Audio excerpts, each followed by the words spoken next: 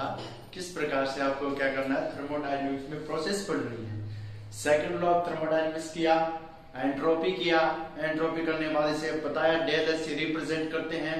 Class S ने अपनी एक इक्वेशन दी, इसके माध्यम से इन्होंने बताया जो डेल एस का मान होता है वो क्या होता है, क्यू रिवर्सिबल के तो डायरेक्टली प्रोपोर्शनल होता है, लेकिन जो टेम्परेचर होता है उसके इनवर्सली प्रोपोर्शनल होता है। तो अब देखिए इसके बाद आती है एंथैल्पी। सर ये क्या चीज है, अरे तो देख तो सही एंथैल्पी क्या चीज है। एंथैल्पी होती है डेल एच, ठीक है। अपन इसको डायरेक्ट को सही अनुमान नहीं लगा सकते, इसलिए इसका क्या करते हैं, डिफरेंस क्लियर करते हैं। तो इसलिए अपन क्या करते हैं, it is represented by H और एट कांस्टेंट प्रेशर, यानी एट कांस्टेंट प्रेशर पर जो एनर्जी होती है उसे क्या कहा जाता है, एंथैल्पी, ठीक है। अब देखिए एंथैल्पी ऊर्जा ही मान सकते हैं, एंथैल्पी पॉजिटिव हो सकती है, नेगेटिव हो सकती है, इक्वल भी हो सकती है। फॉर गैसियस इक्वेशन के लिए हमने पढ़ा था जो पीवी होती है उसका मान क्या होता है, एनआरटी, आइडियल गैस इक्वेशन। भगवान का दिया हुआ सब कुछ है अपने पास, तो ये इक्वेशन भी है, फिजिकल केमिस्ट्री में इक्वेशन भी दी हुई है भगवान की, पीवी इक्वल टू एनआरटी। अपने देखिए स्टेट फंक्शन है ये, क्यों है स्टेट फंक्शन, आपको एक ट्रिक बताई थी मैंने, कौन सी ट्रिक, तेरी वाह ही उधार पड़ी है, ठीक है, और सी, ठीक है, तेरी वाह ही उधार पड़ी से, ठीक है, से इसमें एंट्रोपी शामिल कर लेना। तो अपने बताया था ट्रिक, तेरी वाह ही उधार पड़ी है, तो तेरी टी टेम्परेचर, वाह वॉल्यूम, ही एंथैल्पी उधार, ठीक है, फ्री एनर्जी पड़ी है वाही, ठीक है, प्रेशर वाही और एंट्रोपी। ये सभी जो आपके क्या है प्रॉपर्टीज है वो कौन सी है, स्टेट फंक्शन वाली है, और कौन सी है जो कैपिटल लेटर से रिप्रेजेंटेड की जाएगी वो क्या होगी, एक्सटेंसिव प्रॉपर्टीज होगी। एक्सटेंसिव प्रॉपर्टीज का मतलब क्या होता है, यानी एक्सटेंसिव प्रॉपर्टीज होती है वो क्या होती है, मात्रा पर निर्भर करती है, उसकी क्वांटिटी पर या क्वालिटी पर, क्वांटिटी पर निर्भर करती है, ठीक है। जैसे नॉर्मल वे में बात करें तो एक पैक और दो पैक, या वैसे देखें तो किस समान है 1 लीटर और 2 लीटर, ये होगी मात्रा। अब आती है एनर्जी चेंज, जो एनर्जी चेंज है उसके लिए रिलेशन बता रखा है, ये क्वेश्चन अपनों ने पढ़ चुका है, बहुत इंपॉर्टेंट इक्वेशन थी। क्या रिलेशन बताती है ये, इंटरनल एनर्जी चेंज और जो आपके जो एंथैल्पी होता है उसके मध्य की इक्वेशन है ये, या जो प्रेशर था वॉल्यूम है, दोनों को एक साथ क्या किया जाता है, इस इक्वेशन के माध्यम से बताया जा सकता है।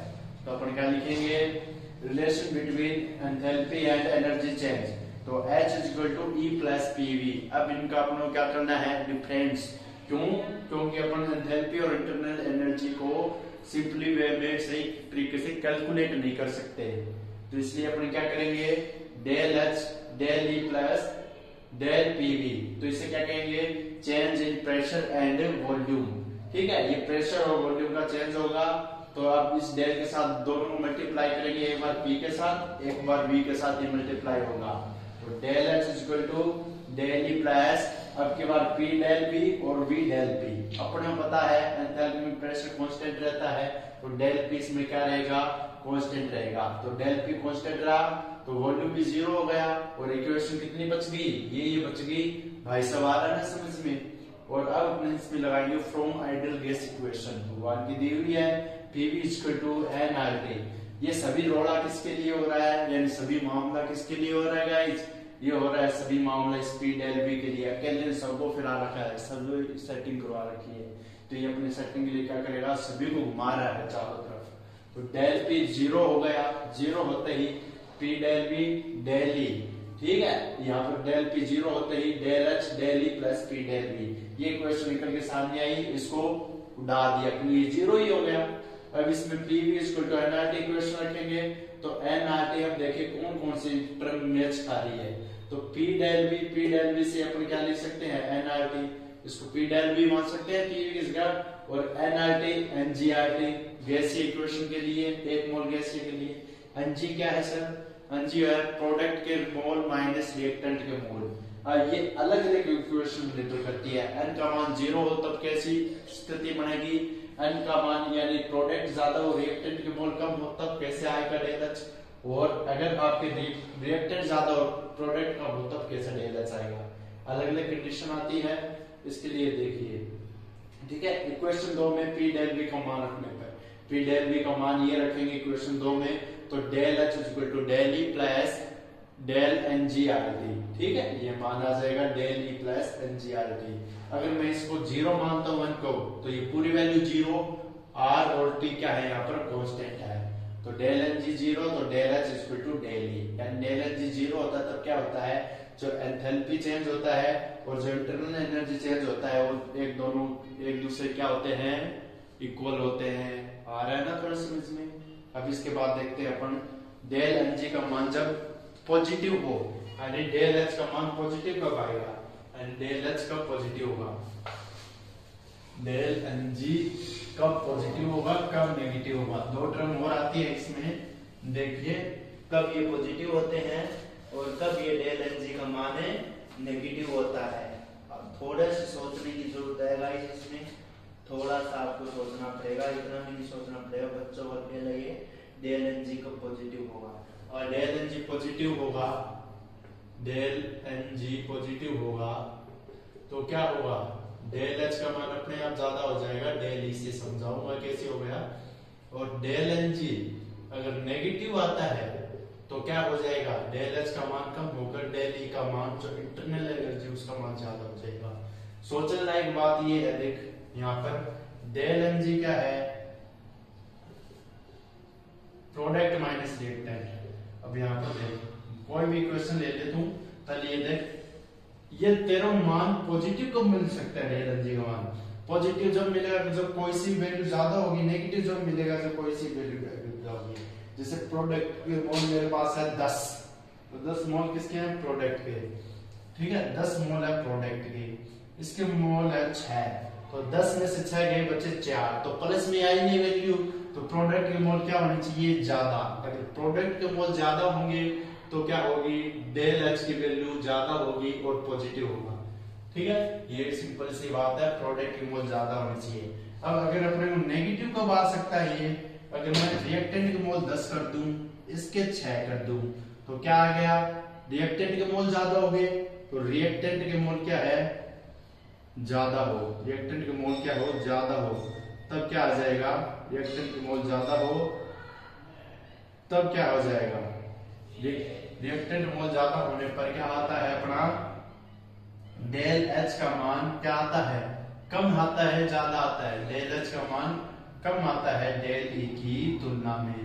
कुछ इक्वेशन भी होती है जैसे 2n3 वाली इक्वेशन होती है, ठीक है, उसमें अपने को लगा के बताते हैं अपने आप को कैसा होता है, आपको बताते हैं इसमें किस प्रकार से अपन मोल देखेंगे।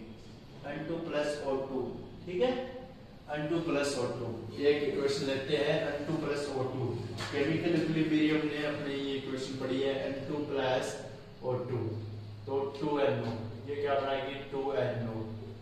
अब अपने को पता है जो मोल कौन से होते हैं, स्टोइकोमेट्रिक कोएफिशिएंट आगे वाले, इसके पास कुछ नहीं है तो क्या है, एक एक मोल है, तो 1/2, ठीक है, 2 मोल इधर है 2 मोल इधर है, तो Ng का मान कितना आ गया, डेल Ng का मान आ गया 0। तो इसमें अपन क्या कह सकते हैं, जो डेल H है वो डेल E के इक्वल है। अगर मैं इसको ऐसे कर दूं और इक्वेशन देखूं बड़ी जिसमें क्या हो, मोल ज्यादा रखते हो, जैसे PCl5 है, PCl5, दूसरी देखिए PCl5 वाली, PCl5 है, PCl5 इसकी वैल्यू किसमें टूट रही है, PCl5 PCl3 गैसीय में प्लस Cl2 गैस, तो इसमें देखिए एक ये रहा और एक ये रहा, 2 मोल है, 2 इधर कितने हैं, 1 है, तो इधर 2 है, तो 2 में से 1 घटाऊंगा तो क्या आएगा, ज्यादा मोल वाले आएंगे कम मोल वाले आएंगे, PCl3 प्लस Cl2, तो कौन से आएंगे, 2 में से 1 गया तो +1। तो इसमें मैं क्या कह रहा हूँ, किसके मोल ज्यादा है, प्रोडक्ट के मोल ज्यादा है, हिसाब तो भी पॉजिटिव आया तो अपन क्या कर देंगे, डेल एच का मान ज्यादा है डेल ई से। आ रहा है ना समझ में। कोई एक ऐसी अभिक्रिया होगी यानी वेबर प्रोसेस, उसमें क्या हो जाएगा, रिएक्टेंट के मोल ज्यादा हो जाएंगे, ठीक है, जैसे N2 प्लस 3H2 2NH3 वो होती है अमोनिया की हेबर विधि। ये आपके लिए क्या थे, इक्वेशन थी, समझाने के लिए रखा है, यानी किस में एंथैल्पी का मान ज्यादा है, किस इक्वेशन में कम है। आ रहा है ना समझ में, किसमें ज्यादा किसमें कम। ये सभी इक्वेशन आया, झमेला आया ना समझ में गाइस। झमेले को समझना था, क्या मामला चल रहा है और क्या कर रहे हैं, आ रहा है समझ में। इसके बाद मिलते हैं नेक्स्ट। इसके बाद पॉइंट आता है गिव्स फ्री एनर्जी, वही पढ़ेंगे। देखिए तब तक के लिए इसको उठाइए, देखिए आगे। हेलो गाइस, कैसे हो यार दोस्त। पिछले लेक्चर में हमने क्या देखा था, एंथैल्पी देख लिया था। एंथैल्पी क्या थी, किसी सिस्टम की कांस्टेंट प्रेशर पर जो एनर्जी होती है उसे ही अपनों ने क्या कहा था, एंथैल्पी, और उसे रिप्रेजेंटेड किया था ऐसे, ठीक है, ऐसे जो पिछला आपका जो मैंने बताया एंथैल्पी था वो, ठीक है। अब इसके बाद अपन पढ़ने वाले हैं यानी डेल एच। डेल एच में अगर पॉजिटिव होता था तब कौन सा होता था, एंडोथर्मिक या एक्सोथर्मिक प्रोसेस। जब पॉजिटिव होता है तब होता है एंडोथर्मिक, यानी उसमें उसने गेन की है। और जब ये नेगेटिव होता है तो एक्सोथर्मिक। अब आएगा अपने स्पॉन्टेनियस नॉन स्पॉन्टेनियस। अब इसमें स्पॉन्टेनियस रिएक्शन कौन सी होती है, जिनके लिए डेल एच का मान नेगेटिव होता है, यानी स्वतः प्रक्रिया जो अपने आप होती हो, वो कौन सी अभिक्रियाएं होती है, एक्सोथर्मिक या एंडोथर्मिक वाली, एक्सोथर्मिक वाली, ठीक है। अब इसके बाद इसमें डेल एस एंट्रोपी को भी अपन आधार मानेंगे, किस किस प्रकार से। अब इसमें देखिए gives free energy, gives free energy, it is represented by del G. Del G से इसके क्या करते हैं, जी से इसको रिप्रेजेंट करते हैं। अब इनका क्या निकलना है अपने को, इनको कैलकुलेट नहीं किया जा सकता है इसे, तो इसलिए इनका क्या निकलेंगे, डिफरेंस। डिफरेंस के लिए del G equal to H minus T del S. जो टी डेल एस है, टी टेम्परेचर है, एस एंट्रोपी है, एच क्या है, एंथैल्पी है, और जी क्या है, गिव्स फ्री एनर्जी है, ठीक है। एक होता है मानक गिव्स ऊर्जा, स्टैंडर्ड गिव्स फ्री एनर्जी, एक होता है गिव्स ऊर्जा। स्टैंडर्ड में डेल जी नोट लग जाता है, वो equal to R T L N K equal होता है, वो अलग है भाई साहब। इसमें देखिए अगर डेल जी का मान नेगेटिव आता है तो क्या है, वो स्पॉन्टेनियस रिएक्शन है, स्वतः ही हो जाएगी। और अगर डेल जी का मान पॉजिटिव आता है तो वो नॉन स्पॉन्टेनियस। अगर डेल जी जीरो आता है तो वो क्या है, इक्विलिब्रियम कंडीशन में, उसमें टेम्परेचर का कोई इफेक्ट नहीं पड़ रहा है भाई साहब। अब इसमें देखिए कुछ कंडीशन अपने सामने निकल के आती है, del G equal to del H minus three del S. इसमें अपन अलग अलग कंडीशन लगा के देखेंगे कैसे। एक बार तो फेवर करेंगे कौन सी, यानी एक बार फेवर करेंगे डेल एच के और डेल एंट्रोपी के फेवर में, दूसरी बार दोनों को नॉन फेवर में रखेंगे, तीसरी बार मान लीजिए एंट्रोपी को फेवर में रखा तो क्या करेंगे, डेल एच को नॉन फेवरेबल रखेंगे। अब की बार फोर्थ बार क्या करेंगे, जब डेल एच एंट्रोपी है उसको क्या करेंगे, फेवरेबल, और एंट्रोपी को नॉन फेवरेबल।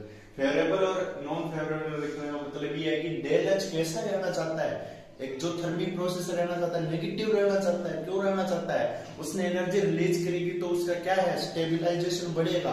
स्टेबिलाईजेशन बढ़ेगा तो क्या होगा, वो ज्यादा स्थायी तौर पर रहना चाहता है। यानी सभी क्या रहना चाहते हैं, मान लीजिए कोई किसी से प्यार करता है तो उसको क्या करना, पास रहना चाहता है।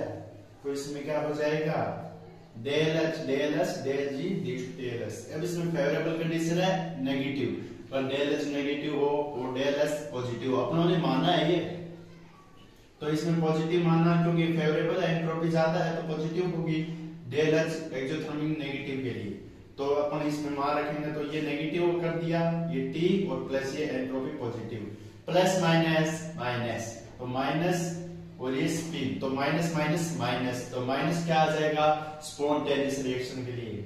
अपनों ने क्या लिखा है, ऊपर रखा है स्पॉन्टेनियस रिएक्शन के लिए होता है। दूसरा आता है नॉन फेवरेबल कंडीशन।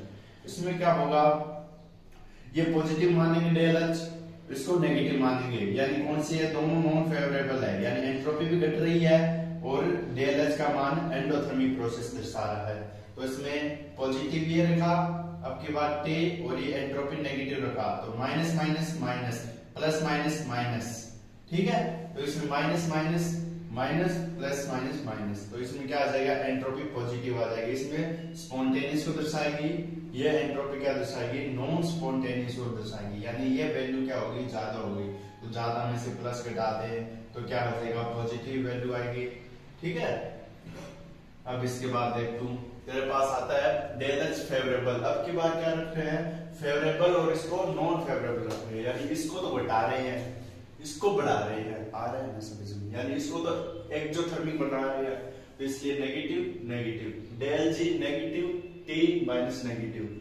अब एक चक्कर पड़ गया बस, सिर्फ एक नेगेटिव एक पॉजिटिव। अब सोचने लायक बात है, यानी प्लस माइनस नेगेटिव होता है, सभी को पता है नेगेटिव होता है, लेकिन सोचने लायक बात क्या है, अगर ये नेगेटिव होगा, अगर मैं इस वैल्यू को ज्यादा रखूंगा तो वैल्यू का मान किसके अनुसार आएगा, प्लस के अनुसार आएगा।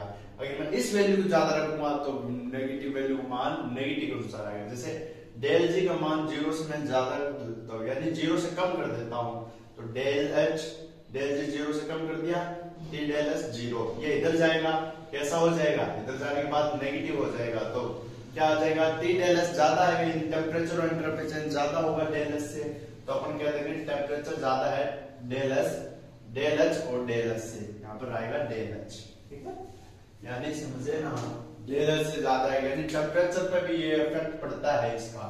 स्पॉन्टेनियस रिएक्शन में क्या होता है, टेम्परेचर हाई होता है, जबकि नॉन स्पॉन्टेनियस रिएक्शन में इसी कंडीशन के लिए, यानी एक फेवर कर रही हो एक फेवर ना कर रही हो, तो उसमें क्या होता है, ये नॉन फेवर है, ये नॉन फेवरेबल है। ऐसा नहीं समझना कि नेगेटिव तो ये भी नेगेटिव है, ये घट रहा है और ये फेवरेबल कंडीशन में अपनी ये नेगेटिव रहना चाहती है, तो ये कैसा हो गया, अगर मैं इसकी वैल्यू बढ़ाई तो क्या आएगा, टेम्परेचर ज्यादा आ गया। टेम्परेचर ज्यादा कब आया, तो कौन सी वैल्यू, मैंने पॉजिटिव वैल्यू मानी, यानी मैंने टेम्परेचर की वैल्यू बढ़ा दी, ये ज्यादा इंक्रीज कर दी, तो पॉजिटिव आएगा, पता है। अगर नॉन स्पॉन्टेनियस होगा तो उसके लिए क्या आता है, नेगेटिव, ये यानी टेम्परेचर ज्यादा, स्पॉन्टेनियस रिएक्शन है, नॉन स्पॉन्टेनियस, इसी क्रम में देखें तो टी का मान क्या आ जाएगा, अब की बार मैं टी का 0 से कम कर दूंगा, डेल जी को क्या कर देता हूं मैं, डेल जी का मान ज्यादा होगा 0 से, तो ये उल्टा आ जाएगा, टेम्परेचर क्या आ जाएगा, कम आ जाएगा, तो मैं क्या करता हूँ, अगर लो टेम्परेचर होता है तो वो नॉन स्पॉन्टेनियस की तरह व्यवहार करेगा, फेवरेबल और नॉन फेवरेबल। अब के बाद आता है लास्ट वाला, non favourable favourable. Non favourable है डेल एच और फेवरेबल है पॉजिटिव एनर्जी वाले, तो del G del H minus T del H. इसमें देखिए पॉजिटिव नेगेटिव पॉजिटिव, तो ये पॉजिटिव चार्ज है ना, ये कौन सा है, डेल जी, नेगेटिव ये है और ये प्लस माइनस नेगेटिव, तो नेगेटिव और नेगेटिव उसी तरीके से, यानी ये दोनों आ गए। अब ये चक्कर पड़ गए कौन सी इसमें ज्यादा हो, अपने को पता है ये वैल्यू ज्यादा ले लूंगा तो ये नेगेटिव में की तरह व्यवहार कर जाएगा, अगर ये वैल्यू कम ले लूंगा तो ये पॉजिटिव की तरह व्यवहार कर जाएगा। जैसे +7 और -3, प्लस के 4 बचते हैं, लेकिन -7 और प्लस के 3 कितने बचते हैं, -4, वो कंडीशन है इसमें, आ रहा है समझ में, स्पॉन्टेनियस नॉन स्पॉन्टेनियस के लिए ये तुलना क्यों की गई भाई साहब, इसलिए की गई ताकि अपने को अलग अलग संदर्भ में अलग अलग पता चल सके। ये गिब्स नामक वैज्ञानिक ने ये तुलना की थी, आ रहा है। इसके बाद अपन पढ़ेंगे नेक्स्ट लेक्चर में गिब्स हेल्महोल्ट्ज इक्वेशन, उसके बाद हम पार्शियल मोलर प्रॉपर्टी, ठीक है। ओके गाइस, बाय, मिलते हैं नेक्स्ट लेक्चर में, तब तक के लिए पढ़ते रहिए, मस्त रहिए। Okay guys, bye.